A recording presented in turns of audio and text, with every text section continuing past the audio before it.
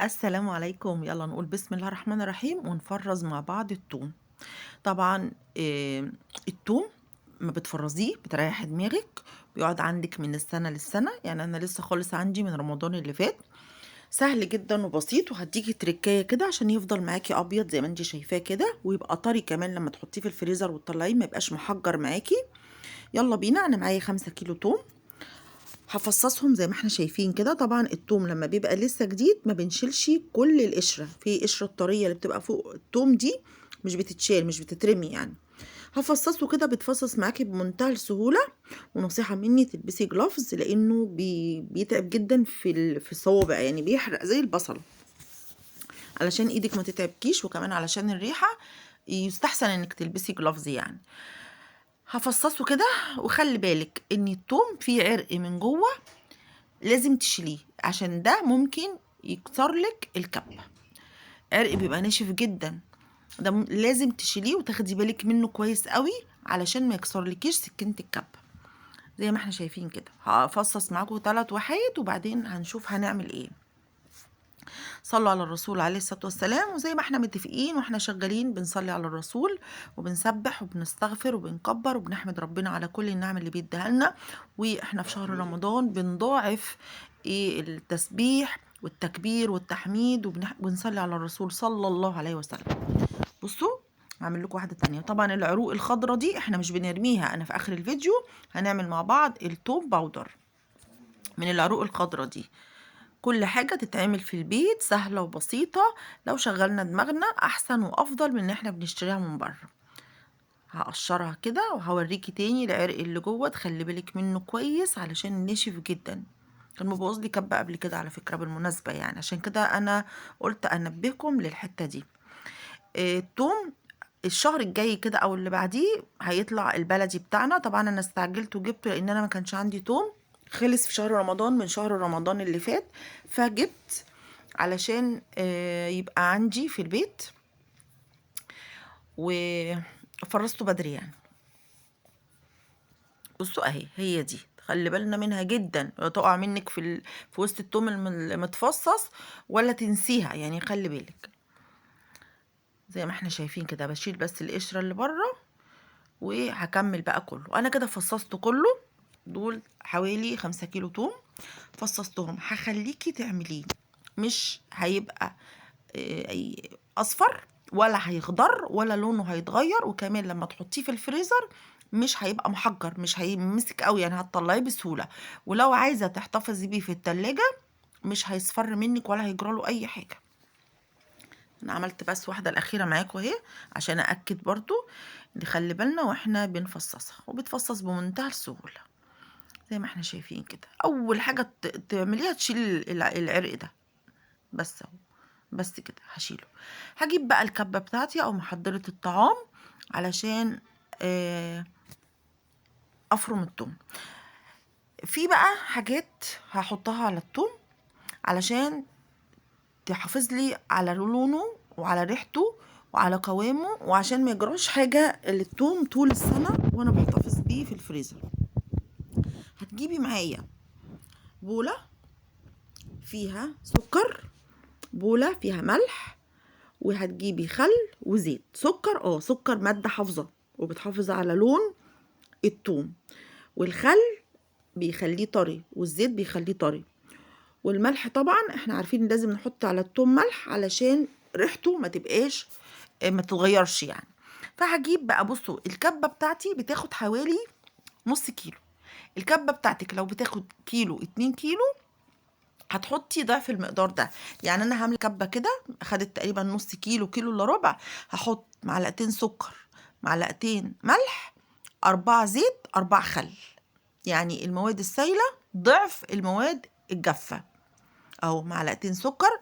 سكر مش هيبان في التوم خالص، بل بالعكس ده هيحافظ على لونه ويعتبر مادة حافظة للتوم. معلقتين ملح، معلقتين سكر، معلقتين ملح، 4 زيت، 4 خل. للكبة بتاعتي، الكبة بتاعتي بتاخد نص كيلو، كيلو الا ربع توم. لو الكبة بتاعتك أكبر هتضاعفي الكمية. يعني لو الكبة بتاعتك بتاخد 2 كيلو مثلا أو كيلو ونص، هتحطي 3 سكر، 3 ملح، 7 زيت، 7 خل. تمام، اتفقنا كده. ادي أول كبة اهي. هنفرم بقى. طبعا الفرم ده بيرجع لك انت، عايزاه ناعم عايزاه خشن براحتك. انا خليته في المتوسط، يعني لا مش عايزاه ناعم قوي ولا عايزاه خشن قوي، فخليته في المتوسط. هضرب بقى اول كبه كده زي ما احنا شايفين. تفريزه سهل وبسيط، والثوم بالذات يعني لازم يبقى عندك في البيت صراحه، يعني لاني ساعات الاكل بتقف على راس ثوم. اهو زي ما احنا شايفين اهو، بصوا لا هو ناعم قوي ولا هو خشن قوي، عملته في المتوسط. عايزه تنعميه انت اكتر من كده مفيش مشكله، ما تخافيش. السكر ما بيجرالوش حاجه، لما بيتعمل بره بيتفرز او بتشتريه جاهز بيحطوا له سكر كماده حافظه. يعني كل حاجه ليها فايده، مش اي حاجه كده وخلاص. والمصانع كمان بتفرز التوم كده. هحط الكبه التانية اهو. لو قلت الكبه بتاعتي بتاخد كيلو، كيلو الا ربع، على حسب ما الكبه بتاعتك بتاخد. يعني ما تملهاش قوي كمان عشان لما تيجي تفرمي يتفرم معاكي كويس. معلقتين سكر، معلقتين ملح، 4 زيت، 4 خل. تمام زي ما احنا شايفين كده. وهضرب كمان الكبه التانية. والقشر اللي احنا طلعناه في الاول الاخضر ده مش هنرميه دلوقتي، هنعمل بيه توم باودر. استني بس في اخر الفيديو كده وشوفي انا عملت التوم باودر ازاي، وان شاء الله هعمل لكم كمان البصل باودر قريب. الحقيقه انا بحب اجرب كل حاجه في البيت، وحتى لو الحاجه فشلت معايا اول مره يكفيني شرف المحاوله يعني، ولو باظت مره المره اللي بعدها مش هتبوظ اكيد، واحنا كلنا ستات شاطرين وبنعمل كل حاجه. دي الكبه التانية اهي، بصوا لا هو ناعم ولا هو خشن، حلو كده يعني متوسط يعني. هيفضل بقى طول السنة معاكي وانت محتفظة بيه في الفريزر نفس اللون كده، مش هيتغير ابدا. وكل ما هستخدمه في اي اكلة هوريهولكم لونه مش هيتغير. ولما تحطيه في التلاجة بيفضل طري كده ومحتفظ بقوامه، ومش بيضايقك لما تيجي تطلعيه من الفريزر، مش هيضايقك وانت بتاخدي منه، مش هيبقى جامد. يعني انا قبل كده فرزت توم من غير اي اضافات لقيته محجر، يعني عشان اعمل الاكل بسيبه شويه بره علشان يفك. وطبعا لما تيجي تفكي التوم بتفكي الكيسه كلها اللي انت عاملاها، يعني الكميه اللي انت محتفظه بيها كلها، فبالتالي لونه بيتغير وطعمه بيتغير وشكله بيبقى مش حلو يعني، وريحته كمان. لكن جربت الطريقة دي ممتازة ممتازة ممتازة، اعتمدوها بقى. اهو دي الكبة التالتة. زي ما قلنا المواد السايلة ضعف المواد الجافة، 2 سكر، 2 ملح، 4 زيت، 4 خل، وعلى ضمانتي يعني، وهتدعوا لي ان شاء الله. دي كده الكبة التالتة. هخلص بقى الكمية كلها وهنشوف هنعمل ايه بعد كده. وبصوا جميل، هيفضل كده على طول، مش هيمسك في نفسه قوي يعني، لما بتحطيه حتى في الفريزر مش بيطلع ممسك نفسه قوي. اهو كده هخلص بقى الكميه كلها بتاعتي ال5 كيلو. طبعا عندك اكتر عايزه تجيبي اكبر من كده جيبي، هو تقريبا الشهر الجاي التوم هينزل وتقدري تفرزيه وتشيليه عندك طول السنه وتريحي دماغك بقى زي ما احنا شايفين كده. اهو انا هخلص بقى كل الكميه. بصوا كده الكميه كلها بسم الله ما شاء الله اهو. تمام هعبيها بقى في الاكياس او في العلب اللي انت بتعبي فيها زي ما انت عايزه، بكميات مناسبه طبعا، وبتحطيها في الفريزر اهي. يلا بينا، انا مجهزه العلب دول، كانوا علبتين كده عندي هحط فيهم علشان يبقوا سهلين معايا في الاستخدام بره. هحط واحده في التلاجة من تحت علشان لما احب استخدمها تبقى قدام ايدي، والباقي هحطه في الفريزر عادي. اهو بصوا بسم الله ما شاء الله، يعني ممكن تعملي كمان مشروع تفرزي التوم ده وتوزعيه عادي، ما فيش اي مشكله يعني.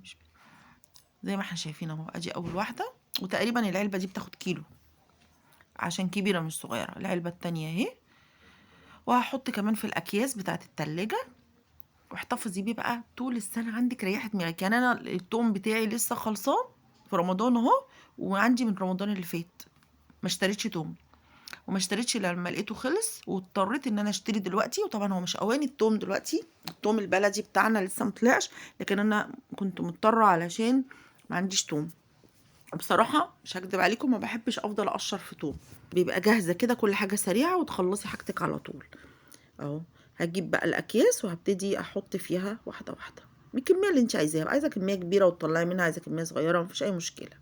زمان كنت بفرز الثوم صحيح، وكنت برضو بضطر ان انا اقطع وافرم واعمل كده، اسهل جدا واحسن جدا وبيريحك وانت بتطبخي زي ما احنا شايفين اهو. صلوا على الرسول عليه الصلاة والسلام. متنسوش تدعوا لي، ولو أول مرة تشوفيني أنا اسمي نجلاء. متنسيش تعملي سبسكرايب للقناة وتفعلي الجرس عشان يوصلك كل جديد. متنسيش اللايك لو عجبك الفيديو زي ما احنا شايفين اهو. طبعا مستنية تعليقك ورأيك في الفيديو. وما تنسيش، وهأكد عليكي تاني، الجلافز، ابوس ايدك الجلافز لحسن ايدي، ما انا لابسه الجلافز وايدي شطشطت يعني، وكمان ريحته بتبقى نفاذه جدا. بصوا بقى، تعالى اوريكم عمل كميه قد ايه. ما شاء الله اهو. طبعا خلاص الجلافز كده شكرا. بصوا ما شاء الله الكميه قد ايه. احتفظي بيه بقى، هيقعد معاكي، وانا كده كده هجيب تاني يعني، دول مش هيكفوني السنه كلها ان شاء الله. لما يطلع بقى التوم بتاعنا البلدي هجيب تاني وهفرز تاني. كميه مناسبه برضو هتكفيني فتره يعني، لغايه لما التوم يطلع وافرز تاني. تعالوا نعمل بقى مع بعض التوم باودر. انا جبت العروق الخضراء اللي انا كنت بشيلها من التوم، حطيتها في الفرن، ولعت الفرن وسبته لغايه لما اتحمصت زي ما احنا شايفين. تتحمص لغايه لما تحسي انها بتتكسر في ايدك يعني، ما تبقاش طريه. وسبتها لما تبرد خالص، وهجيب المطحنه بقى بتاعتي. بصوا كده بتتكسر، وفي نفس الوقت بتقلبي فيها كل شويه علشان ما تتحرقش يعني، لا تتحرق ولا تبقى طريه. هحطها بقى في المطحنه بتاعتي الكمية كلها. طبعا لو في حاجة ملسوعة أو محروقة بتشيليها، بتستغني عنها، وبتطحني حبة حبة في المطحنة بتاعتك. دي عروق التوم الخضراء اللي احنا كنا بنقطعها، وبرده فيها عرق جوه جامد، تخلي بالك منها وانتي بتقطعيها يعني. بتشيلي العرق ده برده بتستغني عنه. بقى المطحنه هيتطحن معاكي بكل سهوله. انتي بتسيبيه يبرد خالص لغايه لما تحسي انه نشف كده، بيتكسر معاكي. ريحته طبعا جميله جدا جدا. بصوا يعني عايزه اقول لكم، ريحته كانك عامله تقليه ملوخيه، كانك بتطبخها. ريحته حلوه قوي واحسن من اللي بره بكتير. انا لسه طبعا هصفيه بالمصفى يعني. هعمل بقى الكميه كلها زي ما احنا شايفين كده. همسك شويه شويه، هو بياخد منك وقت بس بيطلع كميه كويسه يعني. ال5 كيلو توم، هو طبعا مش 5 كيلو كاملين، لكن طلع لي كميه مناسبه يعني. زي ما احنا شايفين كده. هضرب بقى في المطحنه شويه شويه كده، وهصفيه بالمصفى السلك في الاخر لغايه لما اخلص كله. خلصت كده الكميه كلها اهي. طبعا لو في اي شوائب او اي حاجه بشيلها. هصفي بقى كل ده. طبعا هي لونها اغمق من اللي في السوق، لان اللي في السوق مش بيتحمص. اللي في السوق بيسيبوه ينشف في الهواء وبعد كده بيطحنوه. طبعا انا حمصته وما خدش مني وقت يعني، وانتوا ما انت واقفه كده بياخد منك حوالي ربع ساعه بتقلبي فيه بس عشان ما يتحرقش، لانه بيتحمص بسرعه قوي. هصفي بقى الكميه كلها، واللي بيطلع في المصفى ده هضربه في المطحنه تاني. وتعالى اوريكم الكميه اللي طلعت ما شاء الله قد ايه. بصوا انا طبعا كل ده هطحنه تاني. بصوا بقى الكميه قد ايه يعني. ملت البرطمان بتاع التوابل اللي بياخد حوالي ازيد من ربع كيلو. هعبي بقى في البرطمان وهشيله. هيقعد معاكي فتره كبيره لان احنا مش بنستخدمه بكميات كبيره. التوم باودر بيستخدم في اللانشون، لو بتعملي لانشون في المشاوي، في تتبيلات الفراخ او اللحمه، وبينفع كتير جدا. دلوقتي بقينا بنستخدمه بكثره يعني. اذا عجبك الفيديو ما تنسيش لايك وشير وسبسكرايب للقناه وفعلي الجرس عشان يوصلك كل جديد. وما تنسيش الكومنت علشان بتساعديني. يلا نختم. سبحانك اللهم وبحمدك، اشهد ان لا اله الا انت، استغفرك واتوب اليك، وسلام.